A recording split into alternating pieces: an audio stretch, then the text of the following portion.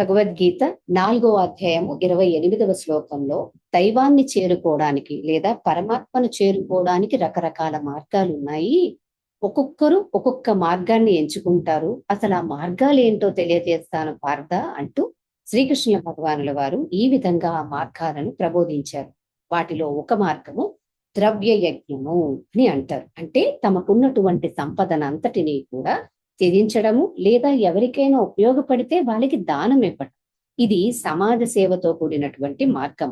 రెండవది తపోయజ్ఞము అని అంటారు. అంటే ఇంద్రియాలను నిగ్రహించటము, కఠినమైనటువంటి క్రమశిక్షణతో ఉపవాసాలు, ప్రాణాయామాలు అంటూ తపస్సు చేయటం. మూడవది యోగ యజ్ఞము అని అంటారు. అష్టాంగ మార్గాలు, అష్టాంగ యోగము లేదా ప్రాణాయామం వంటి సాధనల ద్వారా మనసును ఏకాగ్ర చిత్తం చేయటమే యోగ యజ్ఞము అనబడుతుంది.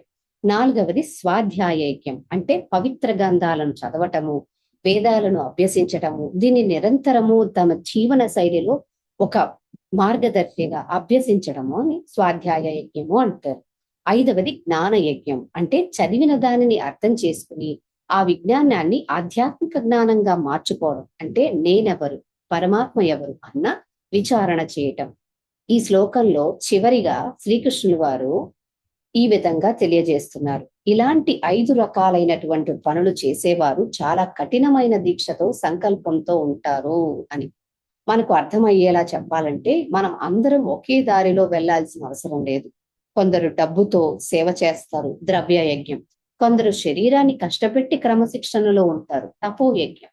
కొందరు చదువు ద్వారా జ్ఞానాన్ని పంచుతారు, ఇది స్వాధ్యాయ జ్ఞాన యజ్ఞం.